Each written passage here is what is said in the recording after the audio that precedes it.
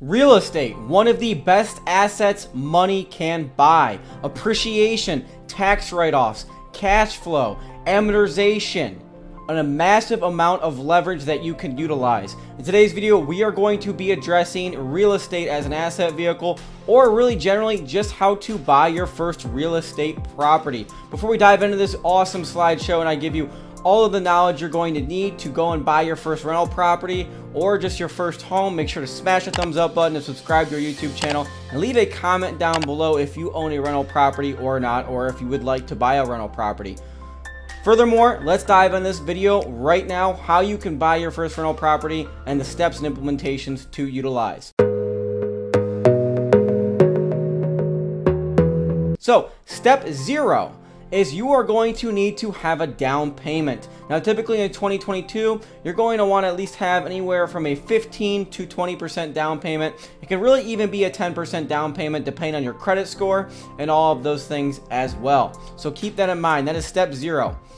Now, again, you can utilize other people's money. We just had a podcast with Tyler Bossetti, and he really addresses that you can utilize other people's money to increase your return on investment and use leverage. And one of the best asset vehicles to utilize for leverage is real estate. So again, you're going to need to have that down payment. Now, number 1 is you need to establish your credit score. So if you haven't watched our prior videos on building your credit, getting an 800 or above credit score, the best credit cards, generally, overall though, you need to build your credit and have a good credit score, because again, that is going to be your financial statement that banks are going to utilize and look at to see, really, it's like your financial report card. So they're going to look and see, okay, does he have good credit? Can he make his payments? Number 2 is the banks are going to want to see the person I'm lending money to, does he have income? So they're going to want to at least see a year or 2 of your tax returns. It may vary depending on the bank, but they're going to want to see, okay, this person has income coming in, he can manage his assets, he can manage his liabilities, and he has that steady cash flow coming in. That way we can give him a loan,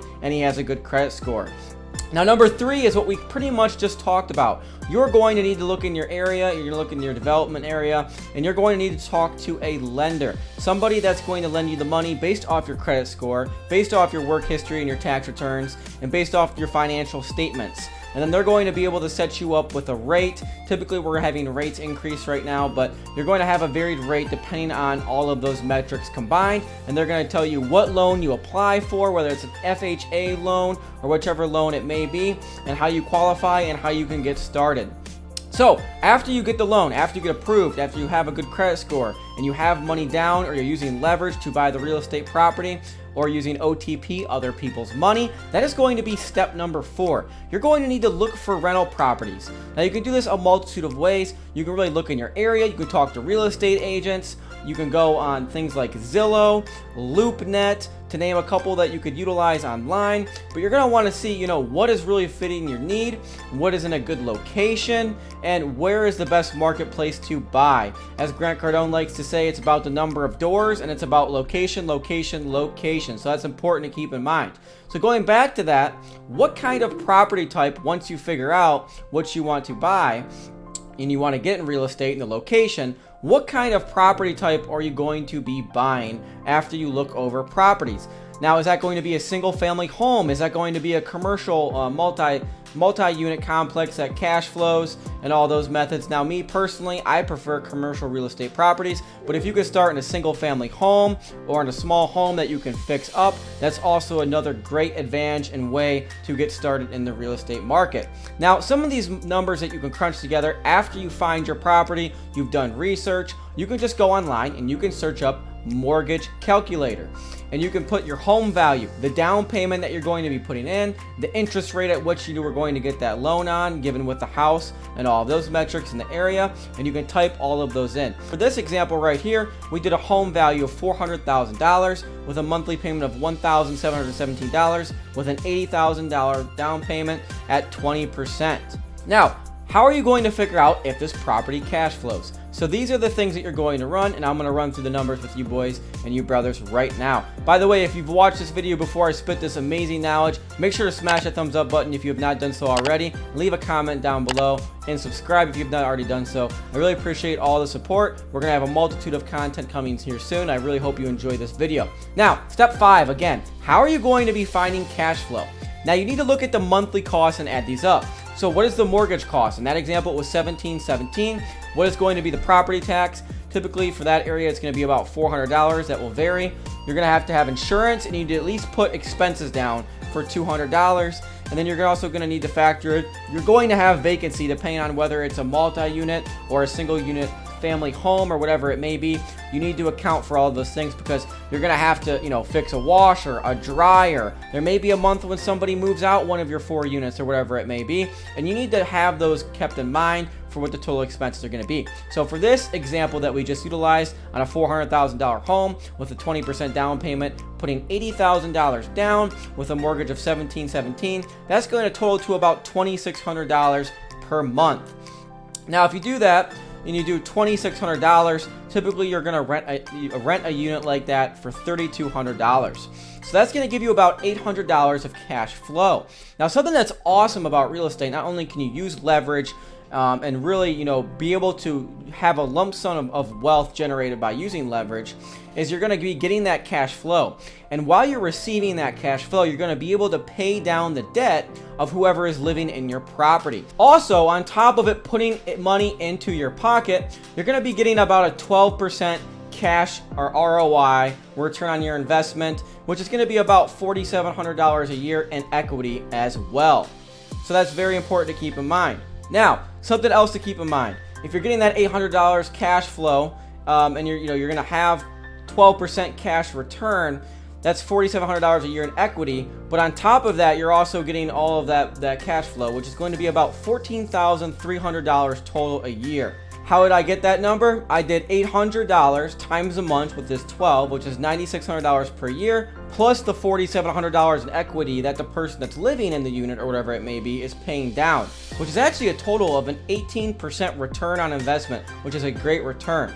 Okay, so we've talked about the numbers. We talked about how to get qualified, how to, why credit's important, how to find the lender, where you can search for the property, how you need to look around and dive into these properties and crunch the numbers. What kind of properties? What are some things you can look at? Now, number 6 is you can actually look into older homes. Now, why older homes? Again, you need to look at the location. Location is very imperative in real estate, but you can fix the little things like the kitchens, the bathrooms, whatever it may be, and that's really going to help bring the property price up and be able to raise rents to increase your cash flow while also paying down the equity and the mortgage on the property.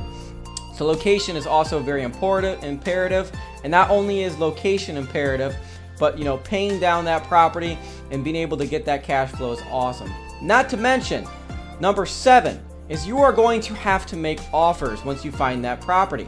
So again, you may get outbidded, you may get underbidded. Now, typically, what's actually controversial is Grant Cardone says if there's not anybody bidding on that property, then it's not really a property you want to invest in. Now, that's really some great food for thought. After you make that that purchase, you make that bid, you get the property, you need to get an inspection. Inspections are so important before you close on the deal, because you need to make sure that the furnace is working, the heaters are working, that's involved with the furnace, the AC works, just the things that can really add you cost. Maybe the roof needs to be repaired. These are things that you need to keep in mind when you're looking at real estate properties. After you do all that, the inspection goes well, you've done all of the things priorly mentioned, you're going to have closing costs. Now, typically that's going to vary, but that could be anywhere from 2 to 4% based on where you live, which realtor is selling the property for you, but you need to factor that into your equation as well. Now, with renovations, renovating the property is also something imperative that we talked about. You can fix up the kitchens, fix up the bathrooms, fix the roof, whatever it may be. Typically, you want to try to not buy properties that need the roof fixed, but you need to make the property presentable and really increase the value of the property. That way you're able to increase the rents, which is going to give you more money in your pocket from cash flow, and it's also going to be able to allow you to pay down the mortgage at a quicker rate. So now you've done all of that, now you can actually rent out the property itself. And then that's going to allow you to scale the property, as we mentioned, by reinvesting in the property. And what's so great about real estate is you're able to leverage a large sum of money to be able to collect cash flow, to be able to pay down the debt, and it's a tremendous tax write-off that you're going to be able to utilize. So brothers, that is the video for today. How to buy your first real estate property, how to get involved, the steps that you need to utilize, and what the process is going to look like. If you found value in this video, please make sure to smash that thumbs up button down below. Check us out at brotherhoodfinance.com and our other social medias. I really appreciate you watching this video. And if you have not checked out how to build your credit, some other investments to make, although real estate is great, it's a great tangible asset. It's pretty much indestructible. People are always going to need a place to live, so it's a very valuable and informative video that you can utilize. I hope you found value in this. As always, have a good rest of your week, a good rest of your weekend. Peace, brothers.